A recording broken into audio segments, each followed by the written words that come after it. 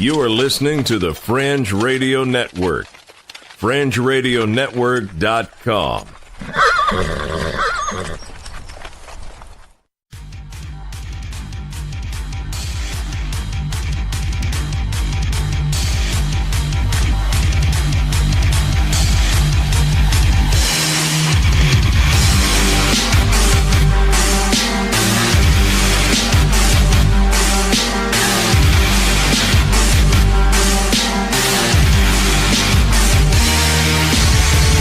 You're listening to Earth Oddity, a weekly odyssey into all the oddity planet Earth has to offer.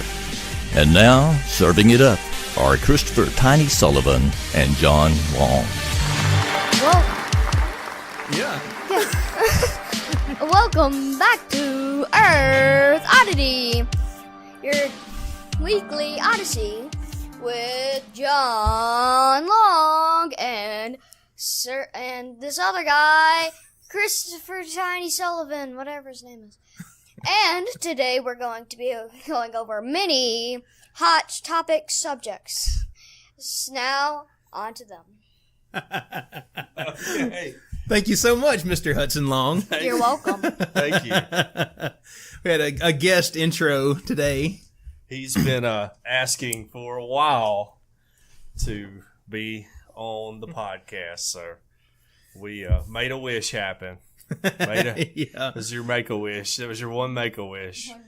Huge bummer about that deadly flesh-eating bacteria you've contracted, but you got to be on our podcast. So We can just use his normal heart condition. So I don't know if I've told people on the podcast before, but Hudson has some very complex congenital heart defects. I should have got a Make-A-Wish, but they didn't say anything. Right. But Hudson, he doesn't qualify for Make-A-Wish. We wanted to use it to go to Disney World. Try to get a little break on that cost. But, yeah, he doesn't apply for it, which is fine because he's in a lot better shape than most people. Yeah. And really. And there are kids with flesh-eating bacteria. Exactly. So. And very real. Not that Hudson's problems aren't real, but he's doing just fine. Kid ran a mile like a week ago. So. He's in way better shape than me. Yeah, oh yeah. I mean, he's got me wondering maybe I qualify for Make-A-Wish. How many push-ups did you do in a minute? 36, I think. 36. Wow. Yeah, there you go. My record is 2. Yeah, right. I don't even know if I can do one. 29 sit-ups. And 29 sit-ups. And then 18 minutes. Yeah, he took 18 minutes on his mile. A little bit longer, but he is operating with half a heart, so we're doing good. And a pacemaker. I got 2 hearts, but they don't work very well. Okay. So, we got a lot of interesting stories today. Hudson helped me select mine earlier. Yeah. In show prep. What you got? Well, I got the one I'm going to lead off with here after we talk about what you got here is one that was near and dear to Hudson's heart, and that's that a city has made no spanking zones. So we'll talk about that one. But what about you? What all you got? We have a crematorium that is going to start filtering people's ashes for rare metals, silver, platinum, gold, that kind of thing. Yeah. I mean, it's kind of surprising they don't do that anyway. Yeah. Are they gonna turn their ashes into diamonds? Well, maybe. There's another company that does that. We've covered that before on our podcast. So, but thanks for listening. Oh, I didn't listen. I know. Oh, well, I know you're like your mama. I've actually got plans to get your dad's cremains and smash it down into a diamond so I get all of his powers one day. He's going to have an infinity gauntlet. Yeah, I can have an infinity gauntlet out of Thomas, you, Tiny, yes, your dad, yes, and then Granny? Yeah. Wait, Let's just not, nobody's going to die that we love. Yeah. We're going to live forever. We're all going to live forever. Okay, so let's get started here with our story from the Detroit Free Press. No spanking zones, question mark. In one Detroit suburb, they're a thing. Naughty kids may soon catch a break in one suburb of Detroit. Madison Heights has declared what amounts to no spanking zones in key public spaces, including City Hall, public library, police stations, and a recreation center. That may be an affront to anyone following the familiar Judeo-Christian saying, spare the rod and spoil the child. But city council members recently voted 5-1 against that age-old parental advice. They passed a resolution to discourage corporal punishment by creating a hit-free zone in at least 10 public areas, with signs that say exactly that. The first sign went up Thursday in a civic center park near Lamphere High School. I think it's great, and the cost to the city will be modest, although a dollar figure isn't yet available, said Councilman David Soltis. The resolution carries no penalties or enforcement power, so no mom and dad will get a ticket for slapping a toddler's rump. But the hope is that the blunt signage will get people talking and thinking twice about how they discipline little Sam or Susie, said Soltis, who proposed the idea. It's really a non-violence resolution against violence on any level, Soltis said. The resolution defines a hit-free zone as one where no adult shall hit another adult, no adult shall hit a child, no adult shall hit an adult, no child shall hit an adult, and no child shall hit another child. Still, didn't say anything about dogs going on the carpet. True, that's right. Still, his aim is to prevent child abuse, said Soltis, who's a healthcare administrator, along with being the city councilman. As a former emergency medical technician, he said he was shocked to see how many children had been beaten by adults. After looking up research and reading parenting books, he was shocked again, finding study after study purporting to show that kids who were spanked do worse in school and may become bullies. Oh, come on. Surveys show that spanking is almost universally practiced nationwide. According to a 2015 study by childtrends.org, 94% of American parents of children ages 3 and 4 said they had spanked in the past year, while 76% of men and 65% of women agree with giving a child a good hard spanking as a form of punishment. Yeah. Sosa said he was spanked by as a child. Not by a child. That's a little weird. That's a little strange. But it never struck any of his 3 own children, who are now 14, 23, and 27. Obviously, not every kid who gets spanked turns into a juvenile delinquent, but the research shows that more of the children who turn out badly were punished that way. Now, I would say there's like a correlation equals causation problem there. Yes. But I won't get into that. Despite the votes of support, other council members gave Solstice several voiced reservations. I wanted to support Dave on the resolution, but I don't think it's right to tell parents how to raise their children, said Councilwoman Margene Scott. But Scott, a founder of the city's annual Random Acts of Kindness Week, said she wasn't about to oppose the resolution's good sense just because it was a departure from the council's usual business. So the article goes on to show other councilmen saying, hey, we don't think it's a bad idea to do that. But basically, they've created areas in public where you can't spank your kid, or your date. Yeah, right. Or yeah, you can't spank your date either. Spank your date. You gotta go to another zone for that. I can't punch you out. If we wanted to fight in public or anything. If you like resist that. Arrest, are the cops allowed to not to put you on the ground run and to the take park? You in? Yeah, like, you can't hit me anymore. If you want to beat someone up, you just have to run to Walmart. Right. Yes, right. Yeah, a lot of spanking goes on in Walmart. Not as much as maybe needs to be done. But I will say, in Hudson, if you'll comment, speak up here. How many times did you think you've had a spanking in your life? 3. Oh, wow. I remember. I only remember giving you one ever. I may have given you another one, but I only remember one. One, you were so angry you blacked out, and you don't remember.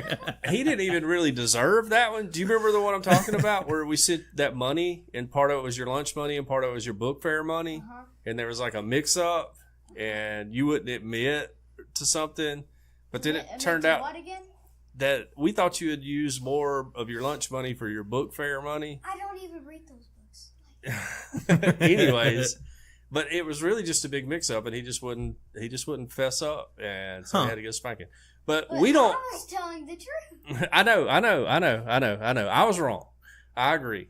But we don't spank a lot at my house, is what I was going to say. Yeah, I was just sitting here thinking, I've gotten spanked by John more than that. 3 times, that's nothing. Things get weird during the podcast. But yeah, we don't spank a lot at my house, and my children are pretty well behaved. Now, I think once they get above a certain age, if I have to hit you to get my point across, then I'm probably pretty bad at getting my point across. Yeah. So I feel like, there is an age where it's very useful, but once they get old enough to where they have 5 and over cognitive abilities and the ability to reason a little bit more, then it's not as necessary. But I wouldn't tell other people, how to discipline their children. Yeah, that's the whole thing about this article. They're setting up these, no hitting zones or whatever. But they've already said that it's not like there's going to be someone there posted to enforce this rule. Well, and there is no enforcement. There's no law on the book that says this is the consequence. It's just a waste of taxpayer money. Right. That's all this is. Yeah. And as far as, again, I think that spanking should definitely be a last resort. Sure. I think that there are parents out there who maybe want to resort to that a little too soon. Right. But there are definitely laws on the books about abuse. Right. Yeah, and I don't think that's not what we're talking about here. So I feel like this whole situation is just kind of a big waste. It's government wanting to look like they do something, and they're not really doing anything, in my opinion. I don't think that a city saying this is a no spanking zone is really going to do anything. No. Because if I got my 3-year-old, which I don't have a 3-year-old, but if I had a 3-year-old out to park and, he's throwing sand on somebody and he won't stop after I tell him to stop 15 times, then I'm going to light his rump up because, he can't understand me asking him to stop. I don't care if a sign's there or not. So, just like, people were like. And what are they going to do when you tell them, well, hey, my kid's a bully. Yeah. How am I supposed to stop this evil bullying if I can't spank him? Well, then they're going to give you a whole big lecture about how you spanking them is turning them into a bully. So, man. Okay. It's like so confusing. 22. I can't understand anything. We're going to move on to our next story about an 8-year-old girl who definitely does not need a spanking. Yeah. An 8-year-old girl pulled a 1,500-year-old sword out of a lake in Sweden. Did you hear about this? Yeah. So that makes her she's like the lady of the lake ruler or whatever, right? I think it makes her queen. I think it makes her queen of Sweden. Yes. Okay. Yeah. So. Yes. Anyway, actually, a really cool story.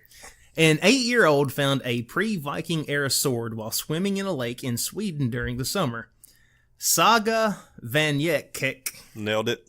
Vanjekek found the relic in the Vidostern Lake while on her family's holiday home in Jönköping County. Mm-hmm. Man, Perfect. I got relatives there. The sword was initially reported to be 1,000 years old, but experts at the local museum now believe it may date to 1,500 years old. They backed it up another 500 years, John. It's not every day that you step on a sword in a lake, Mikael Nordstrom from the museum said. You need to go scuba diving. Okay, let's not interrupt. The level of the water was extremely low at the time, owing to a drought, which is probably why she was able to find the weapon. Yeah. I felt something in the water, and I lifted it up, and there was a handle, and I went to tell my dad, and that it looked like a sword, Saga told the broadcaster. Saga's father, Andy Vanjek, told the English language website, The Local, he initially thought that his daughter had found an unusual stick or a branch in the water. That's what I would think too. Yeah, like if Eli come to me, I'd be like, "You didn't find a sword. Throw it down." We got enough junk at the house. No, we don't need to bring a piece of driftwood home. But it's a good thing that, he's not like me, because it was after he asked a friend to take a closer look, they discovered that it was likely to be an ancient relic. Wow. The local museum, where the sword is now being kept, said it was extremely well preserved, which makes sense because it's in a lake. There's no oxygen, and oxygen is what's, bad on metals typically. Right. Yeah, especially if it's buried in the mud, too. Yeah.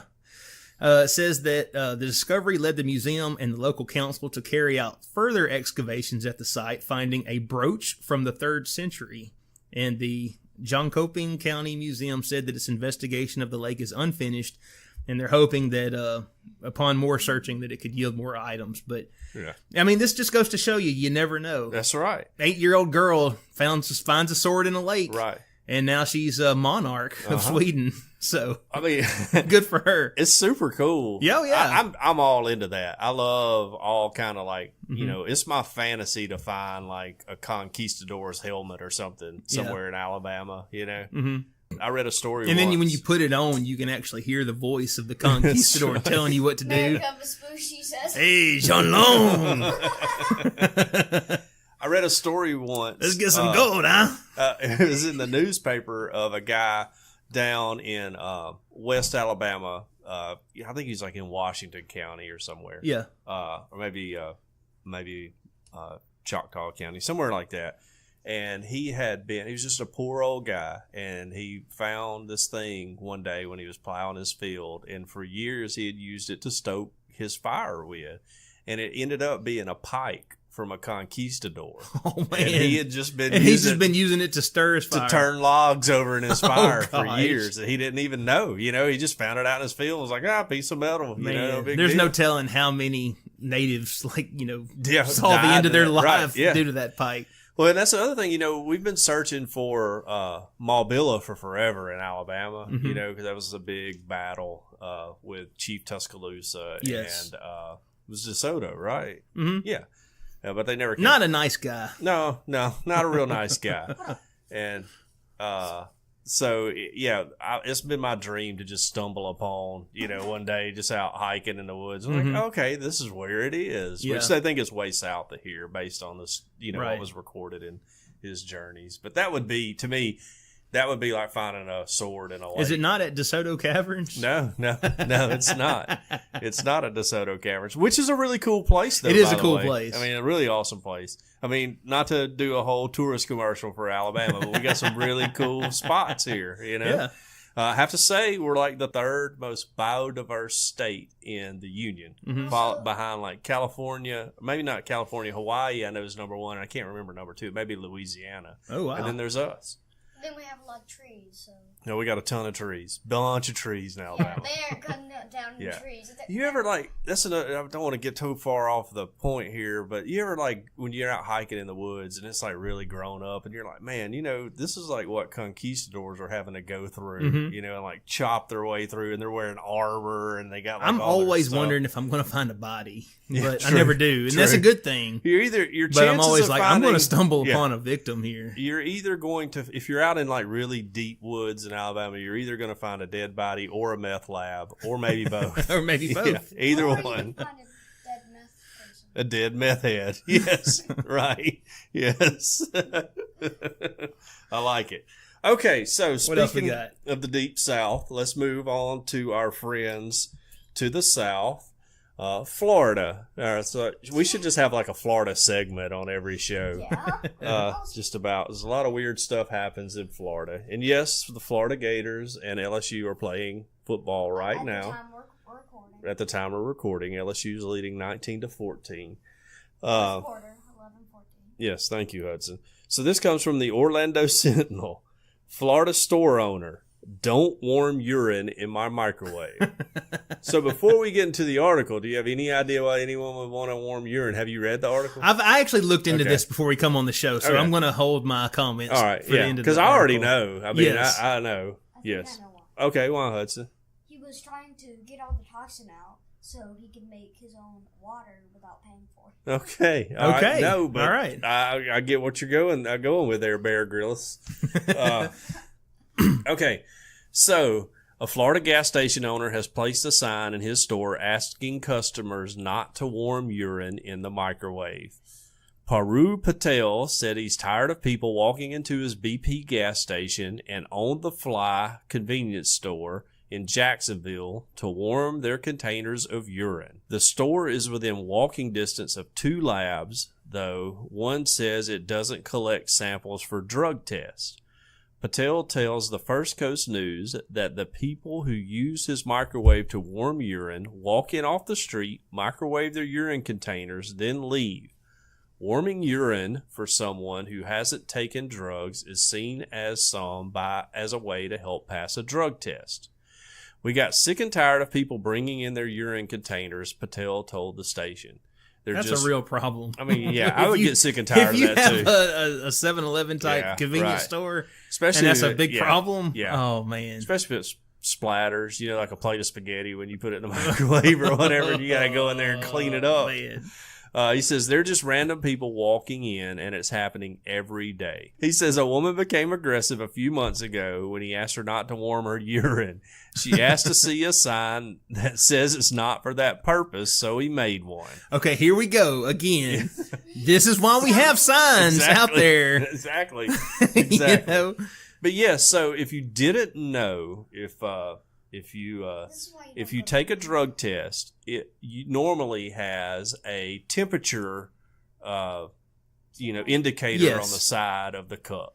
And Because if it's not the right temperature, then they know that something's up. one of two things is happening. Yeah. One, that's not that person's urine because Right. they didn't just put it in that cup. Right, it didn't come out of a 98.5 Or degree two, body. it's a corpse Yes. that's taking the urine test. Exactly. So people are just walking in with their clean samples that they Right. probably got somebody to get for them, Mhm. warming them up, then going to the lab and going, here's my Here's my sample." pee. Which to me, normally, the times I've taken a drug test, you couldn't bring your own sample in. You had to do Right. it there, Yeah. And I know my mom does drug testing on the side, like a side business. Well, I just figured maybe they stuffed it down in like the coat pocket or something and yeah, took that's it what in I there. think too. Yeah, and then they hand you the cup. You go in the bathroom, and then You walk just back out swap with the them. cups, Yeah, right? and yeah. you keep the empty one and Yeah. give it to your relative that's For the next hooking time. you up with clean Yeah. urine. Right, for the next time, which is kind of crazy, I know. I feel like if I worked in a lab, I would just tell people, like, look, you slide me $100, I will take this test for you. And I would make, how much money you would make a day doing that? You would probably make $20 a day for what these people can afford to pay you. But I'm only doing it for $100. You may not have a lot of I have takers. high quality urine, and it is not $20 urine; it's $100 urine. John, $1,000.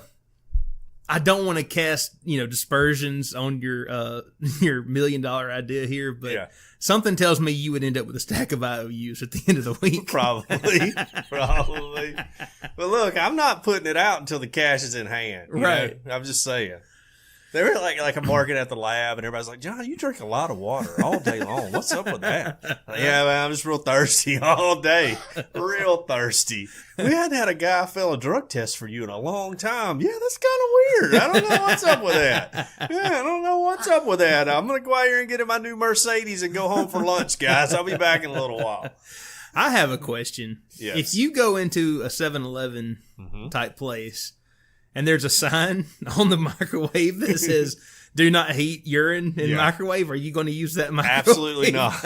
Absolutely You see what I'm not. saying? Absolutely not. Just the simple fact that sign is there is going to turn Yeah. me off to it. Yes. It's like if I exactly. went into a restaurant and it said at the bottom of the menu, 100% guarantee our food contains no poop.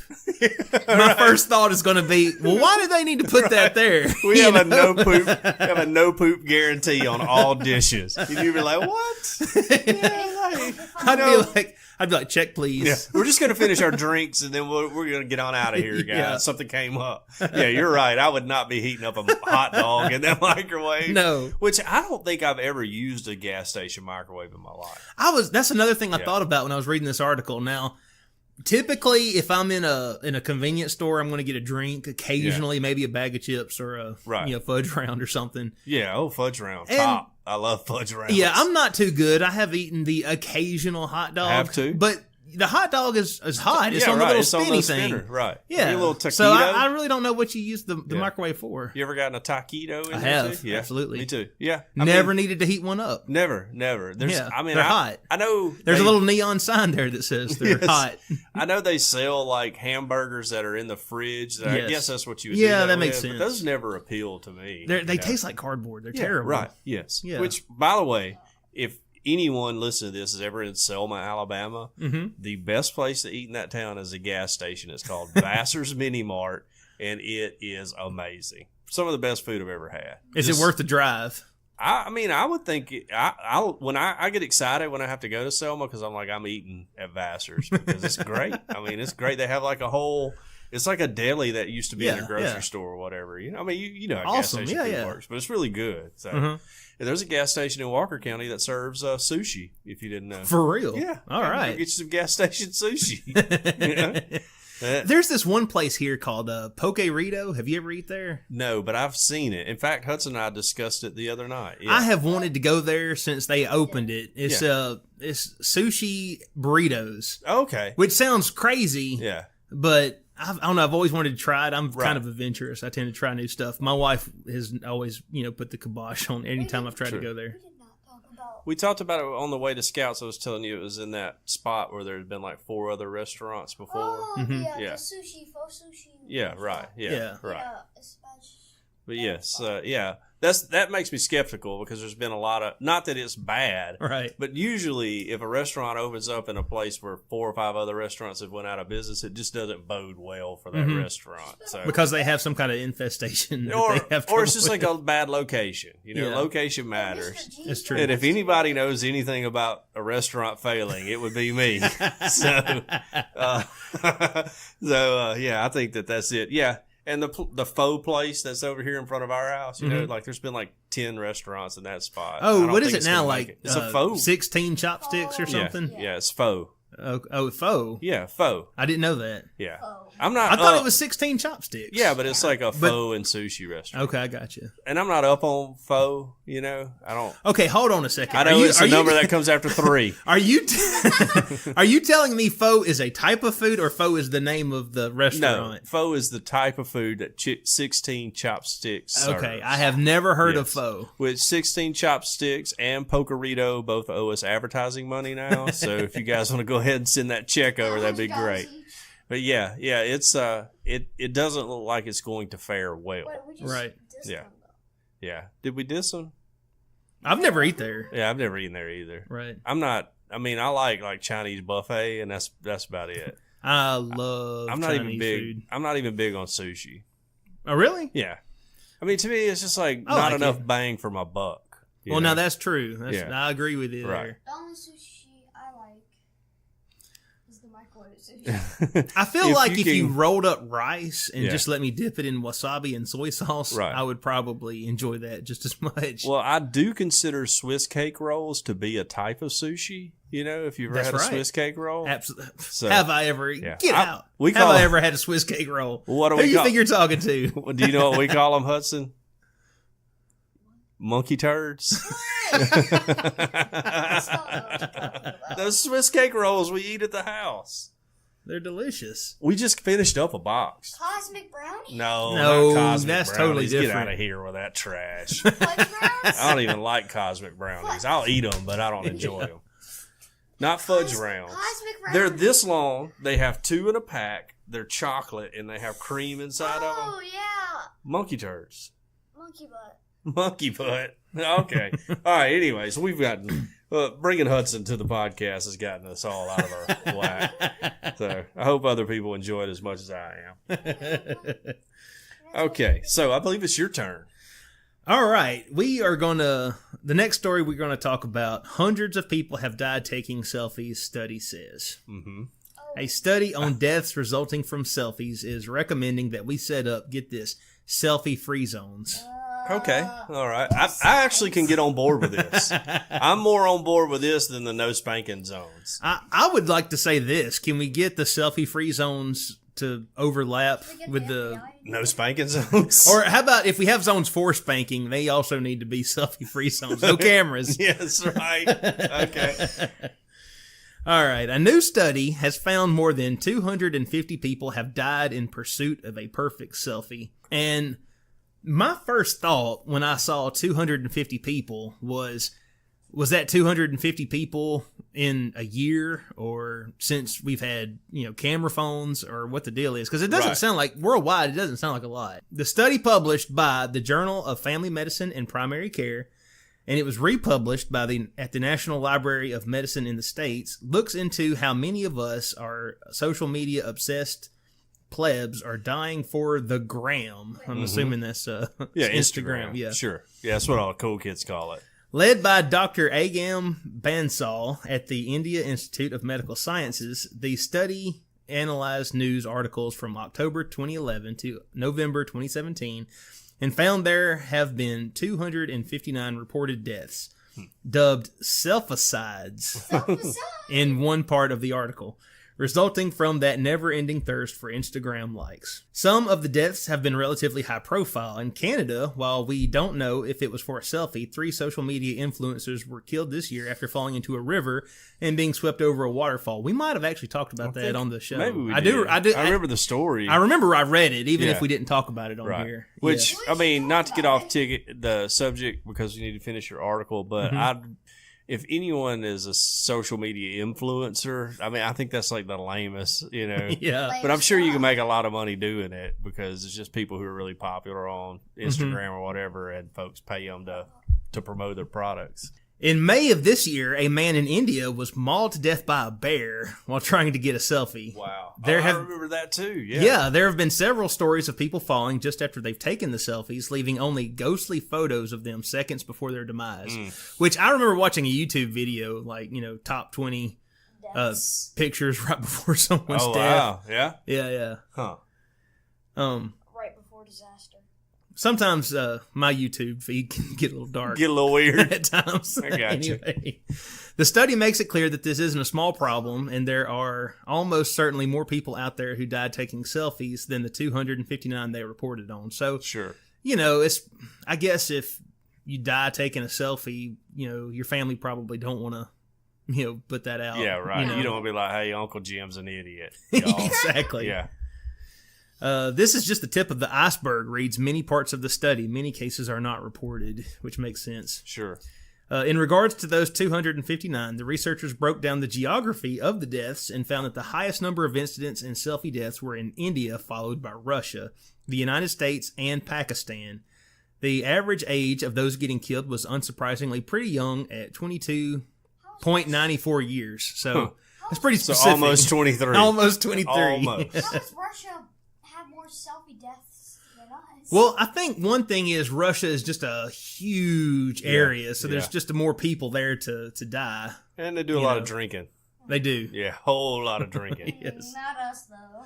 Not us loyal. Or maybe the study didn't have America really. Well, no, it said Focus that the highest was Russia, and it was followed by. No, I'm sorry. The highest was India, and then it was folled by Russia, the United States, Pakistan. So we're at top 3. I should probably. We made number 3 on the list. So I got involved with the game. It says that the top 3 causes of deaths were drowning, being hit by a vehicle, or falling. So I'm assuming being hit by the vehicle was the whole. Yeah. Kiki challenge. Was it in my love, in my feelings challenge? Yeah. In terms of vehicle-related deaths, the biggest killer has been people trying to get that perfect shot in front of a moving train. So it wasn't the In My Feelings. Oh, that's tough. That's crazy. Like In My Feelings 3.0. Unsurprisingly, the United States leads when it comes to firearm-related selfie deaths. And Makes again, sense. I would assume that that's just we have a lot of guns here. And we got a lot of dumb people. So you ask, how can we solve this situation? How can we keep our young from walking into the mouth of a volcano or whatever? I say you can't. No, I don't think so either. I don't think you can. I don't know that we should. Yeah. Let Let natural selection That's right. take its course. Every time the But it says here, well, the study puts forth the idea of no selfie zones in dangerous areas for those mortally challenged millennials out there. Selfies are themselves not harmful, but the human behavior that accompanies selfies is dangerous. Individuals need to be educated regarding certain risky behaviors in risky places where selfies should not be taken. I feel like that should be pretty self-explanatory. Right, yes. You know, I mean, yeah. people should know that a bear can eat you. Right. Maybe I shouldn't go try to poke this bear. Right. You know? Yes, right. Well, With my selfie stick. Yeah. If you don't know, like people think bears are, cuddly and cool. And I guess it's because, yeah, or like pandas. People think pandas are really like super cute and awesome, but they're really bears and they will eat your face off, Yeah, Because yeah. that's what bears do. elephants kill 10,000 people per year. That That's why I'm afraid of elephants. Okay. All right. Well, Hippos kill more people Yeah. than any animal. hippos are they're the biggest killer. I'm afraid of elephants. Well, look, we don't have any elephants in Alabama. Well, we don't have any hippos either. Yeah, we don't have any hippos either. Still. Got some big women in Walmart though. Oh, Got to be gosh. careful around them. Oh, Yeah. So, anyways, So anyway, this study is recommending we have no selfie zones. I think people need to just be able to live their lives, and freedom is a scary thing it's true when you get true. right down to Yes, it. Right. But I think oppression is far scarier Yeah. than freedom. That's just Yeah. my opinion. Right. Well, and I feel like everyone, and that's the thing, as somebody who's an avid social media user, Mm-hmm. it can get addicting to getting that red little dot that says somebody liked your picture or somebody commented on whatever. That can get like super addicting if you're not careful Right. with it. And I'll say I've fallen into Just like that trap. Pavlov's dogs. Yeah, it you know? really is. Yeah, you like get a little hit of dopamine every time Yeah. one's there, and I've fallen into that before myself. Mhm. And I've had to like pare back over the years and be like, hey, not Maybe I every- shouldn't be standing on top of this truck, vehicle surfing.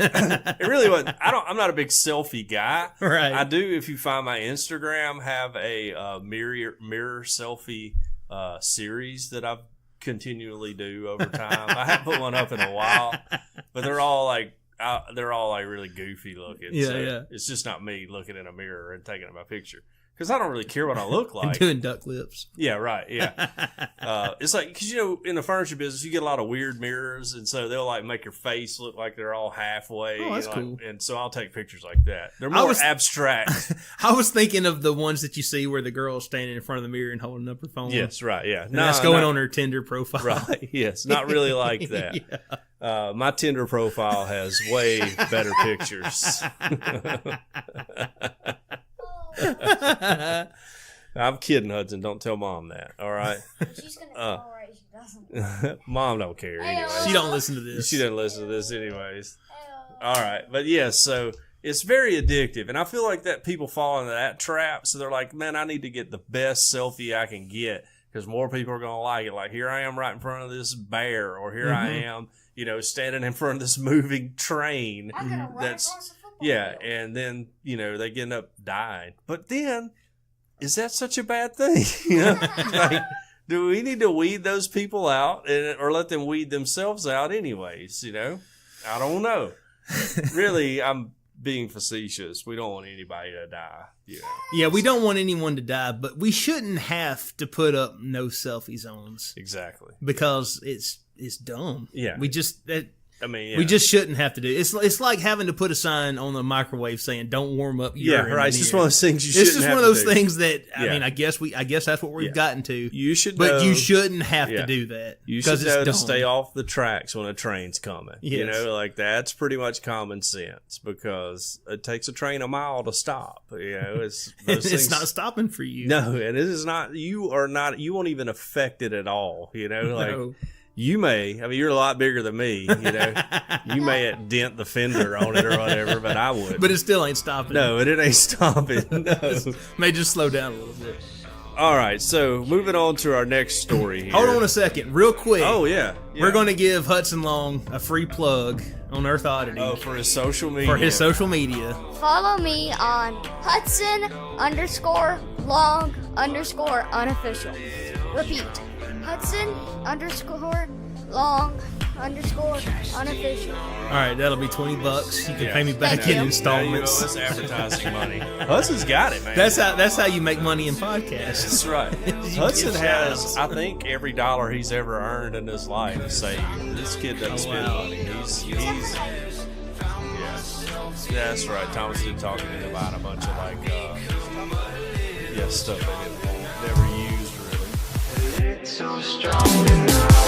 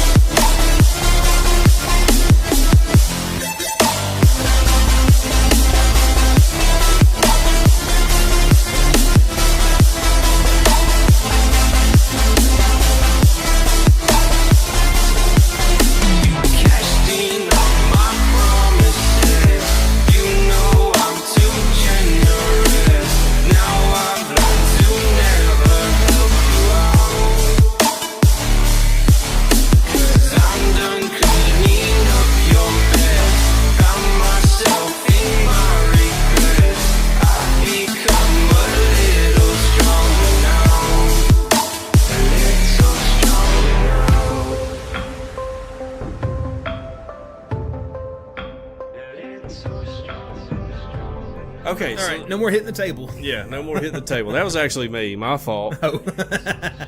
All right, so now we're moving on to TulsaWorld.com. A man's DNA test came back, and he's 4% black. So now he wants to qualify as a minority business owner. He was white, by the way. But he was 4% black. When Ralph Taylor was born in Sacramento in 1963, his birth certificate indicated that he and his parents were Caucasian. But like many white Americans, he grew up hearing vague family lore about long, distant Native American ancestry. In 2010, Taylor took an ancestry by DNA test. He said just to confirm what we had already known. The results said that he was 90% European and 6% Indigenous American, as well as 4% Sub-Saharan African. Whether the test was accurate is an open question. Still, the results were enough for Taylor to update his birth certificate last November. He acknowledges that he looks white, but despite being visually Caucasian, as he puts it, he considers himself to be multiracial. I mean, he's got a point. He's not lying. Here's his quote. I'm a certified black man. I didn't know you could get certified for that kind of thing. I'm certified in all 50 states, but the federal government doesn't recognize me. After he was rejected from a program for minority business owners that would have given him an advantage when competing for lucrative government contracts, Taylor sued. His case, which raises complicated questions about how race is defined, is pending before the U.S. Court of Appeals in the Ninth Circuit. So that's the end of the article. Wow. And the Ninth Circuit, they make some pretty wild rulings. I was just fixing to say, I mean, he's in the right place. I'm glad this needs to be nailed down. You know what? This is something that needs to go before the court. We need to get this figured out. Sure, right. Yes. Because, but I don't know if 4% is enough to qualify. I mean, if okay, I well, was the judge, let me ask you: does 5%? No. 6%? No. 7%? Higher. Higher. 10%? Higher. 15%? Higher. 20%? I almost have to say you have to be 51%. So if someone's 50%, you're going to be like, sorry, nope, Yep. sorry. Yep. You're going to draw a hard line on that. We got to draw a line somewhere, right? And now this kid is, this guy, he can't feed his kids because he's not eligible for these tax breaks or whatever. Yeah. Well, He looks black. he can't be denied government assistance. Based John's like, off play of me a race. sad song on your world's smallest violin. No, Go home and enjoy your ramen. You We- should have had a black grandma or something. We know that there are more white people on federal welfare programs Yes. than there are black people. All right, just strictly number basis, Yeah, right? So totally. he could still be able to feed his family. He could get food stamps or SNAP or whatever. But he's He never just going to can't- get to have a He business. can't qualify for a minority business loan. You're the man. You're keeping him down, John. Well, I'm not the man. I'm just the guy that was asked to draw the line. And that's where I would put it. If you want to be considered black, then you have to be 1% over half black. Yeah. So, I mean, however that works out, that's however it works out. Now, I won't get into how weird it is that people send in their saliva to the internet. That seems like the weirdest thing in the world to do to me. Yeah. But I guess if people want to know, they want to know. A few months back started tracing our family tree and everything, but never once was like, you know what?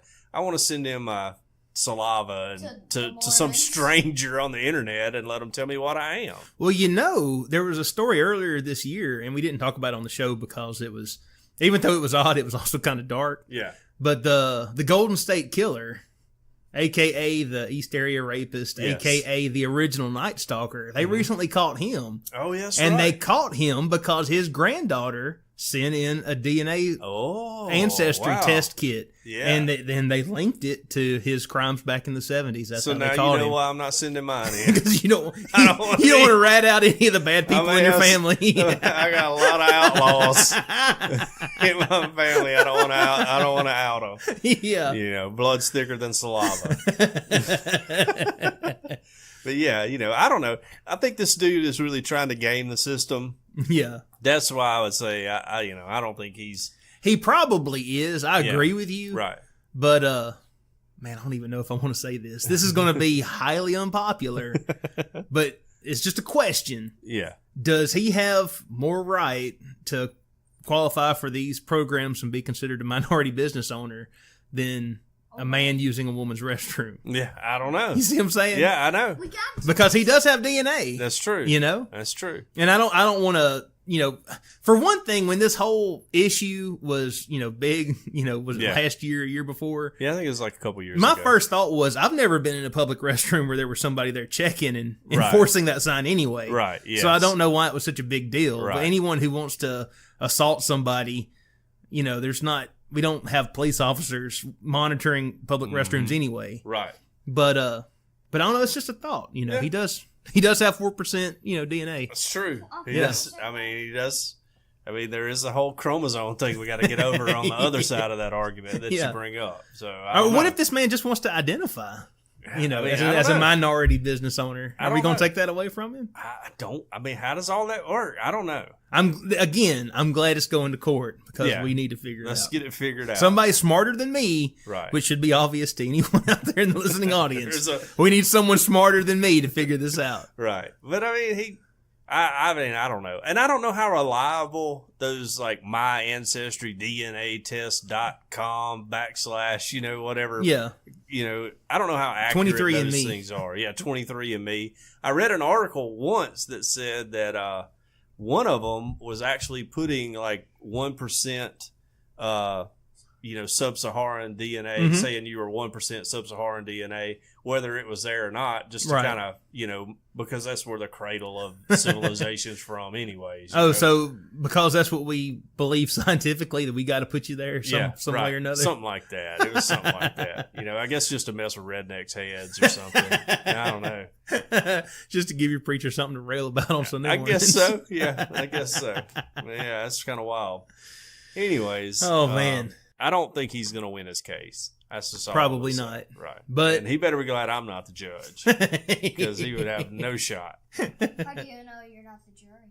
I'm not the jury because it's never mind. Never mind. It's a good thing I'm not the judge because you know what? I would probably just let everybody have everything. True. Yeah. You want to be a girl? Done. Yeah. You want to be a minority business owner? Done. This is everybody. Do what You you wanna- want to. You want to marry a sheep? Done. True. Santa Claus, Justice Santa Claus. That would be me. I would probably fall into that too because I'm a big time freedom guy. I'm a huge freedom guy. There are a lot of things in this world that I disagree with on a personal and a moral level and all other things. But I feel like, Live and let live. Well, when we started this country, it was kind of like, hey, we want to do our own thing and everybody should be able to do their own thing. Right. Without, fear of repercussion or anything like that. And, I don't know. Because our home country can't figure out if it's okay to be a Protestant or not. Yeah, right. Yes, exactly. So over here in this country, you can worship however you want to worship. Worship whatever. Or not however, worship. or not. However you want to Yes, do it. Exactly. If you want to put a colander on your head and pray to the great spaghetti monster, have at it. Have at it. Right. Yes. And so I think in a little way, we tend to, on both sides of the aisle, want to impose what we think is right on other people. Mm-hmm. And I don't really like that, on Right. either side. I don't Because care. people are not perfect. People are flawed. Right, yes. And also, hey, freedom. Like Yeah. if you want to marry your shotgun or whatever, let's hit it all together, Let's just- Too late. Already done it. Right. Then, It was a shotgun wedding. that's exactly. I love it. Then do it. To me, do it. And that's fine with me. I don't have to agree with it. And I don't have to necessarily think it's right. I don't even have to think that you're going to go to heaven now that you've married your shotgun. Not that I think that's an issue or anything like that. But I don't think Them that I fighting need. words. You take that back about Mossy. No, well, see, mine is I married an Italian shotgun named Benelli. But yes, yeah, I just don't think you have to. I just think we do a whole lot of you can't do this because I think it's wrong. Right. We're supposed to be like the nation of freedom. Yeah, Exactly. that's overall. Well Let me said. summarize this all up here. Yeah. We done got off to burying shotguns, but that's If what I'm talking anybody about. would like to send a gift my way, you know, Look, a wedding gift. a wedding gift, Yeah. yes. I will take a shotgun. Yeah, that's fine. Yeah. Yeah. Preferably an over and under that we can hunt birds with. So, it'd be nice. Oh, man, we got to move. Yeah, we do. A rifle and $1,000. We'll take a sniper rifle.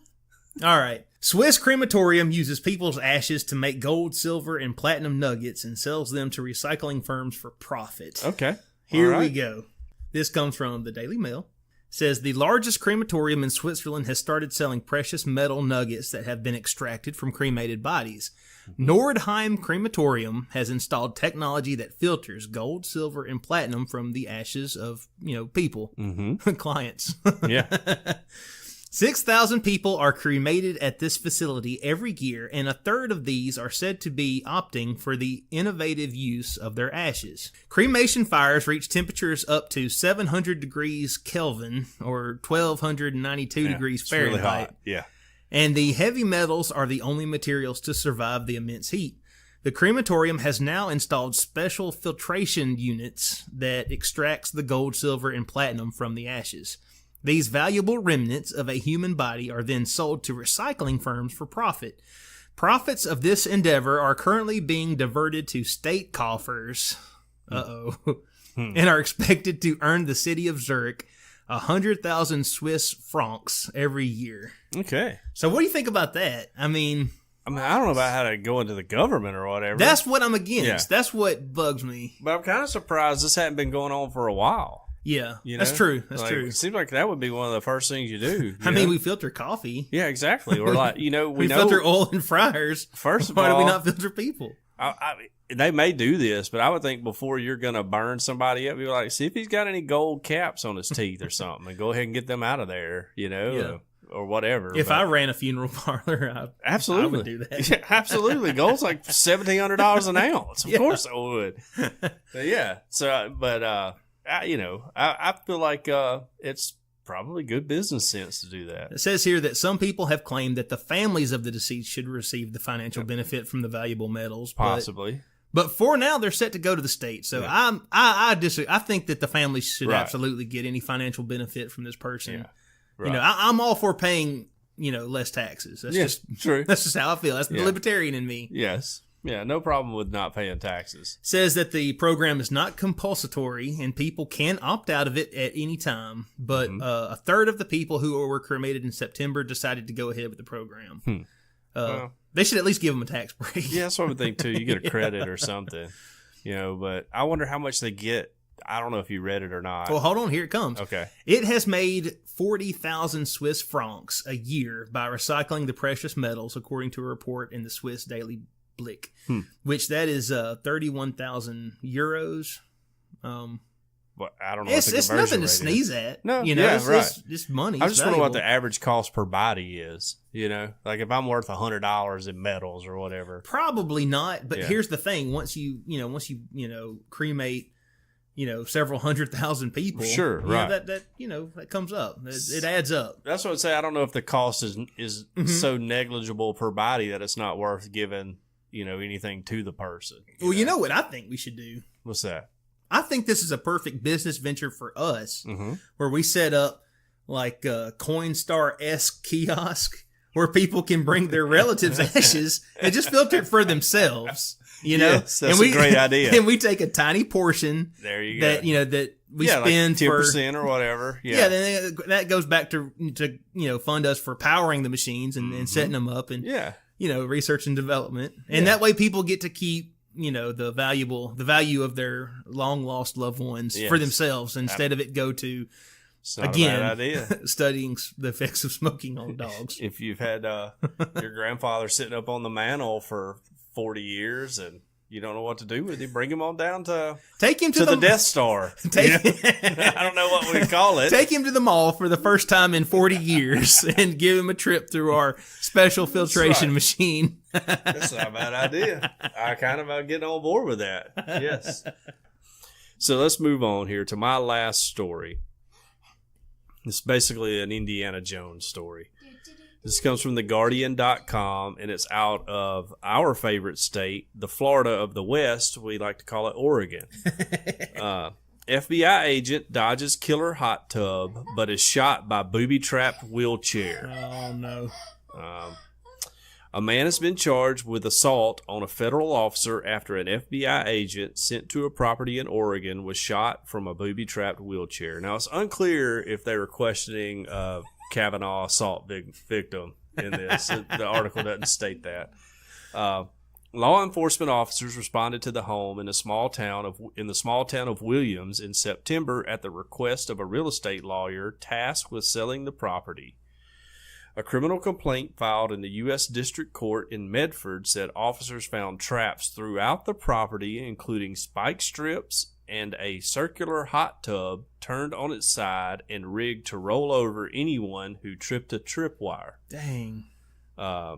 It was much like a scene from the movie Indiana Jones, Raiders of the Lost Ark, in which actor Harrison Ford is forced to outrun a giant stone boulder. After making it past the hot tub, a bomb squad and an FBI agent approached the house and blasted open the fortified front door.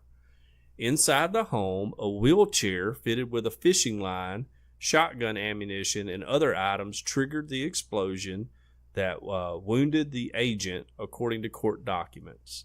An X-ray found a .410 gauge shotgun pellet in the agent's leg, documents said. Okay, well, that's just a .410. Okay. I mean, that's not too big of a deal.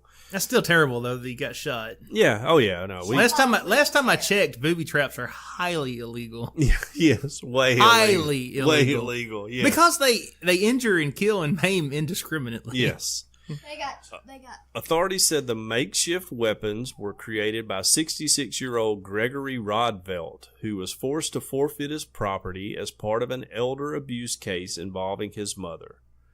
Rodvelt is in Arizona's Maricopa County Jail. Not a good jail to be in. I don't know if you've heard about. I haven't. That's where like that. What's that name of that dude? He got real famous. Sheriff Joe was from out in Arizona, and he would like make his inmates stay in tents out in the desert sun, right? Because he was like, our soldiers stay in these same tents. Y'all can too, or whatever. Yeah. So, anyways. He's in the Maricopa County Jail where he is in the midst of an assault trial on a separate case related to an alleged armed standoff. He has refused a court-appointed defense lawyer, the Mail Tribune reported. Sounds like a really smart guy. Rodvelt has been in jail since April 2017, but was released in mid-August for 2 weeks so he could prepare the property for sale. In the weeks, that seems weird to me. They just let you out because you need to sell your house or whatever. I don't know. I don't know. In the weeks since the agent was injured, a team of private contractors consisting of former military experts has inspected the property, the real estate attorney said. So this dude apparently got some issues and didn't want to sell his property, I guess. But you can't be... You can't booby trap your house or your car or I guess anything. Yes. Yeah. You know? Yeah, you can't booby trap stuff. No. No, I mean, that's not kosher, to say the least. You know what's going to be ironic? He's gonna sit in that the same wheelchair they shot him when he's strolling around. I think it'll be a different one. Yeah, but I see where you're going. I see where you're going with that. But yes, yeah, but yeah. I mean, that's kind of wild. I guess this guy probably has some experience. You know, it's like me personally. Now, I am not a military general or a military strategist or anything like that, but I've always felt landmines were a horrible tool of war. Yes. Again, because it maims indiscriminately. Yes. Those have been outlawed, right? I mean, in war, you can't even use landmines. Well, you're not supposed to, but I mean, there's mines all over. Yeah, I know. Afghanistan. Oh, there's mines all over Vietnam still. Yeah, you know, and years later, kids out, trying to hunt an animal for their family so they don't starve because they don't have a grocery store like we do here. Right. They step on a landmine and they lose their leg and then their family starves to death. Yes, as Hudson says, oopsie. Yeah. Oopsie, I've blown off my lower body. So. Yes. Yeah, so, yeah, they're not definitely not cool. And this guy's probably going to get in a ton of trouble. As he should. Yes, especially since it was an FBI agent. They're definitely He's not probably going to get it worse than if Yeah. it had been me or you. Yeah, right. They're not. Yeah, if we were just there to do like the home inspection and that happened to us, he would get in trouble. But it ain't. But like he's going to get real, They're really gonna take bad it too trouble. easy on him at all. Yeah, at all. So feel sorry for this dude. Not really, because he's trying to blow people up, but Yeah. yeah, he's about to get in some real trouble. Okay, last story of the night. A man overdoses on an erectile dysfunction drug, and now he permanently sees red. Okay, earmuffs, Hudson. Yeah. I'll Earmuffs. leave. Okay. Okay. All right. My Instagram, once again, Hudson_long_unofficial. Yeah. That's another $20. I'll pay you in Sprite. So yes, the we should have man- done this. We should have done this story first. Yeah, right. That would have made it a lot easier. Okay. The strange case is the subject of research claiming to link an erectile dysfunction drug to vision damage. Okay. So I suppose the old wife's tale is true. Make you go blind. A healthy 31-year-old man checked into a New York clinic with an unusual complaint after taking large amounts of a drug for impotence, Yeah. which he purchased on the internet. Oh. Everything he saw was red, a symptom that no treatment could remedy even after a year. So this man's been treated for this for a year, and they Wow. still can't figure out Wow. what's going on. and and after a year, he's still erect too. I guess so. I mean, that's what I was going to be our question. Is it still working? Yeah. Yeah. Doctors diagnosed him with retinal toxicity, an eye disorder that affects how a person sees color. Specifically, the man had irreversible iris thrope. What is that word? ERYTHROPSIA. Arthropsia? Yeah, sounds right. We'll go with that. Yeah. Which is characterized by red-hued vision. The man's symptoms appeared soon after he had taken cinephyl citrate, the active ingredient in popular impotence drugs, which he bought online, and then he drunk in liquid form directly from the bottle. Oh. So this guy was ready to get on it. Yeah, I was just thinking, like, you should probably measure that out, you know? Man, he just drank some straight up. Yeah, because you're you know. thinking, if you got a bottle, you know, I don't know what the milligram dosage would be for any of that, but it's Yeah. probably like 10, 15 milligrams, and you're just taking a swig out of the bottle. You're probably like 4 times the amount you're supposed to take. Yeah. Yeah. He was ready for a good time. In a case study, researchers at Mount Sinai Hospital in New York used advanced imaging techniques to examine the man's eyes in detail. They revealed structural changes in his retinas, demonstrating the degree to which the cinephyl citrate may have contributed to permanent eye damage. Their findings were published this month in Retinal Cases, which is a journal. Okay. To actually see these types of structural changes was unexpected, but it explained the symptoms that the patient suffered from. Dr. Richard Rosen, the report's lead author and director of retinal services at Mount Sinai Hospital, said in a statement on Monday, "While we know colored vision disturbance is a well-described side effect of the medication, we have never been able to visualize the structural effect of the drug on the retina until now." So this guy took so much that they actually can see this happening, I guess, as they're, looking at it. Well, he's just helping us all out. For science. Yeah, for science. That's why he did it. For science. High definition and cross-sectional images of his eyes showed damage to his outer retina and cone cells, photoreceptor cells responsible for color vision.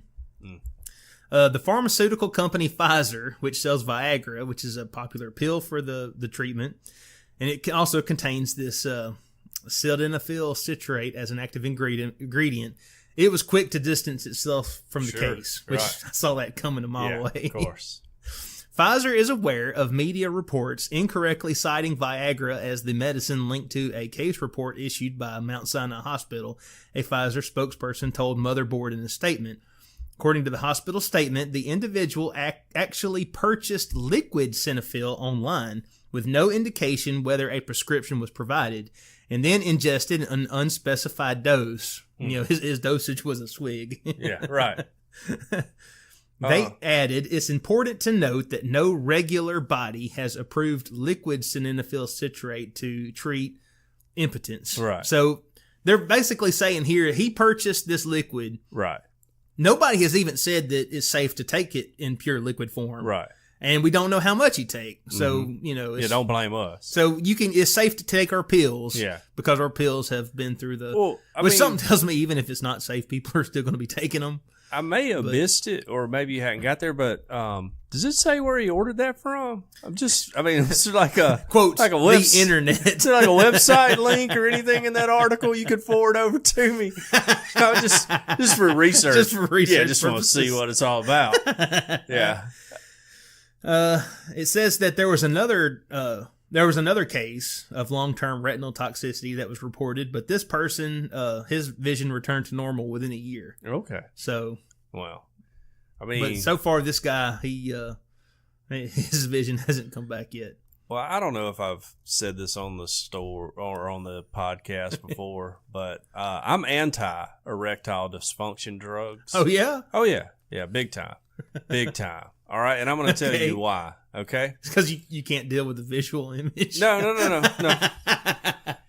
It's because as a man, which we both are, from about age 13 until, everything stops working there, like it's supposed to, we basically have a one-track mind, and it rules our entire life. Right. It makes us do crazy things. It makes us do good things. It makes us, bathe daily, whatever, all in an effort to satisfy that one part of our brain. Yes. And it is like, you can't explain it to anyone who's not a guy, but it is all consuming. Yes. It never goes away. Well, it does at some point in time. When you go to sleep. Well, yeah, but I mean, no, it don't. Take that back. Yeah, you're exactly right. No, it does. They're very interesting dreams. But at some point in time, God goes, hey, you know what? You're out of the game. It doesn't work like it used to, and you're out of the game. And at that point in time, I feel like that is where you finally enjoy the freedom of just not being bound by this desire or whatever you want to put it, and so that's when you see a lot of men that are like, I don't have to listen to my wife tell me what to do anymore. I can do what I want. If I want to sit here and watch football all day, I'm going to sit here and watch football all day because that's what I want to do. And if you have to take, or if you decide, hey, I'm going to take Viagra or whatever, you're just putting yourself back in that cycle, for, I guess, an indefinite amount of time. I don't know. I hadn't reached that point in my life yet. But I feel like, at some point when I do, it'd just be like a big relief off of my shoulder. I got to be honest, John. I don't ever want to leave sweet bondage. See, that's it. You've become encumbered. It's become like you're like institutionalized. That's what it is. Yeah. And I feel like if we could just feel the freedom of, hey, I don't have to worry about that. Who says freedom's a good thing? Have you never seen Shawshank Redemption? What happened to Brooks when he got outside that prison? He didn't have anything to live for anymore, so he checked out early. Very good point. But I will say that I can't remember his name, but Tim Robbins, he was down on the beach with his boat, True. So, I would like to go to the beach sometime. So I guess what we're saying is when we get there, you'll go to the beach. Yeah. I'll probably check out. You'll hang yourself. I'll say this. If I ever got to that point and I couldn't get my pills that I need, I would probably see red all the time too, for a different reason. But I just think it's another way that they control us. So, yes. And they being our wives, so they just keep you in the game. What's so that old song, Velvet Chains? Yeah, right. Velvet Chains. You're just you have to mow the grass now because she says so. Because hopefully, maybe you'll have some alone time with her later on. Yeah. So now, if you check out of that cycle, you're like, well, I don't feel like mowing the grass today. I'm not going to mow the grass today. And what are you going to do about it?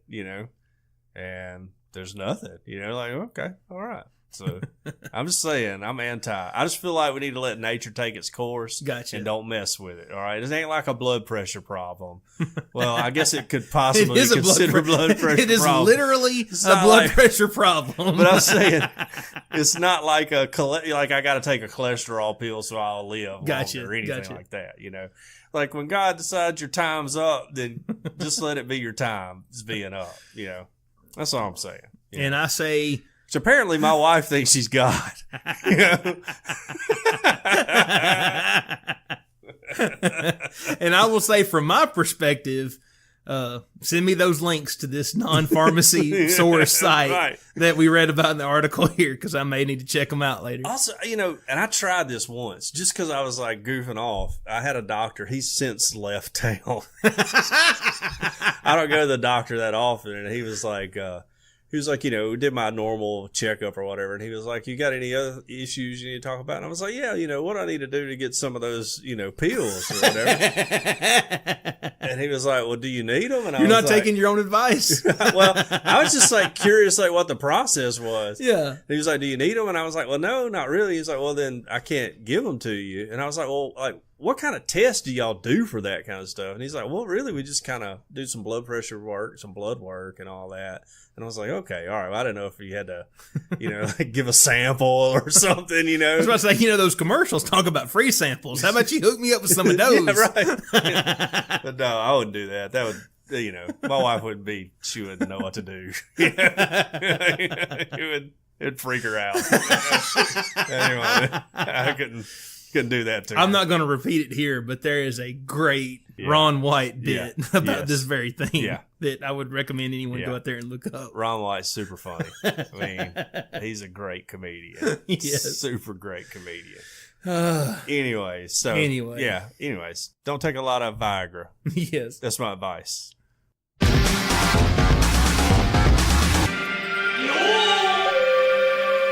Do you know what this month is, John? What is this month? It's October. It is October. And there is nothing more scary than having people over That's and right. not having Cajun Curl Exactly. to season your food with. Well, that's what I was going to say. The one thing that goes well with Viagra is Cajun Curl. And we all know that. We want to thank Cajun Curl for all they do for us. Their world famous Cajun Curl Bayou Blended Spice is available at CajunCurl.com. You can order the spice and their Cajun Curl cutter for potatoes right there on CajunCurl.com. It's created on the Elm Bayou in The spooky Elm Bayou. Spooky Bayou in Evangeline Parish, Louisiana. So you know it's authentic and it's good and it goes well on everything. If you like cooking or eating, this is a spice for you. Cajun Curl Bayou Blended Spice goes well with beef, chicken, pork, potatoes, sushi, pumpkins, and anything else you can think of. It goes good on your victims. The spiral potato cutter is absolutely amazing. It's easy to use, it's easy to clean, and it'll allow you to make your own chips using the Cajun Curl spice. If you want to make your Halloween special and kick it up a notch, imagine giving out homemade potato chips to your trick-or-treaters with Cajun Curl spice on them. That were sliced to ribbons on your That's right. your potato chip cutter. On CajunCurl.com, you can not only order the original Bayou Blended Spice and the chip cutter, but you can also find recipes that are spooktacular. You can locate your nearest retailer there, or you can order your own. Shout out to Johnny Irons. He got some way out in Oregon, so they'll ship it wherever you want. It got some spice before it was too late. And if your local grocer doesn't carry world famous Cajun Curl Bayou Blended Spice, ask them to start stocking it. Here locally, it's available at Vowels on Skyland, South's Finest Meats, and Piggly Wiggly here in Northport. All of their products are made in the USA, and you can enjoy it. It's low salt, it's all natural, and it has a little kick to it, but it doesn't burn your lips. World famous Cajun Curl Bayou Blended Spice. Taste the spice, but not the heat. Check them out at www.CajunCurl.com. Follow their Facebook page, follow their Instagram. You'll see all kinds of cool stuff that they put up, including me and Tiny eating some of their wares that Brandon prepared for us. That was amazing. And also do it now before it's too late. You can buy Cajun Curl at www.cajuncurl.com. Okay. All right. Spooky. It's spooktacular. So, yes, we want to thank Cajun Curl for all they do for us. They're awesome. This week on Community News, we don't have a whole lot. We do have a new review, but I can't find it on my phone. Yeah, I know. But according to mypodcastreviews.com, we do have a new one. So it's just not available for us to read. For some reason, y'all can't read it, but we can. So right. That's all Somebody that left matters. us a review. So. It comes from Jay Commons, and it was posted on September 5th, which is a while back. So anyway, two Southern men give their thoughts on the good, the bad, and the stupid. Good, clean laughter with a little bit of Jesus. So, all right. I think that sums us up pretty well. Yeah, that's pretty good. Yeah. Where's this guy from? I think it's Jacob. We think it's Zach's dad. Oh, Zach. Yeah. So yes, thank you for the review. We appreciate it. We are we encourage everyone to leave us a review on your favorite podcast app. You can review our Facebook page. You can review. You can't review our Instagram, but you can leave us comments if you want to, because we're putting content up there on the regular now. I went through a little bad streak where I was very busy. But last time I checked, we had like 100 followers on it. Heck yeah. Yeah, it's All pretty right. good. We're growing. Once again, follow me on We're Instagram. growing. Yeah, but don't follow Hudson if you want to, but really follow Please us, follow me. okay? Yes. Hudson puts up a lot of weird stuff. We put up a lot of cool stuff. So. Yeah. I'll put Yeah. up cool stuff, I promise. Okay. Yes. All right, here we go. Let's see here. Do we have anything else we need to do? I think that's pretty much it. We don't have any. Let me check and see if we have any voicemails, but I'm Actually, I don't think we had any 100% voicemails. positive I we have one don't. thing to say. Do you know what the word Alright. is? Yeah, we know what the word No, is. bird, Hudson. bird, bird. Bird is the word. No, bird. Okay. That's enough. Before we get This off- is your one and only appearance on the podcast. I hope you've enjoyed it. I hope our listeners have enjoyed it. Bird. Now that we've done this, Hudson will fade on into the sunset. So. Oh, we're 99 followers. So. Well, I'm going. Hey, one person go follow us Yes. so we can say it's 100. Yeah. You have been listening to Earth Oddity Podcast, and we thank you so much for listening to us no matter where you get us, whether it's Apple Podcast, Google Podcast, Podcast Addict, Overcast, Podcast Castbox, Republic. TuneIn, iHeart. Spotify, That's right. anywhere. We thank you so much for listening to us. Yes. If you want to follow us on Instagram, what's that Instagram handle? @_Earth Oddity. And it's the exact same handle on Twitter if you want to tweet at us. That's if you right. want to send us a good old-fashioned email, we are earthoddity@planetmail.net. That's right. And if you want to give us a call and leave us a voicemail, you can do that. What's that phone number? It is 662-493-2059. What's that number again? 662-493-2059. Operators are standing by. Yeah. Call now. Tell us something odd. Yeah. And we hope y'all all have a great week, and we'll see y'all next week. Yeah, love you guys. See ya. Earth Oddity for the French Radio Network signing off.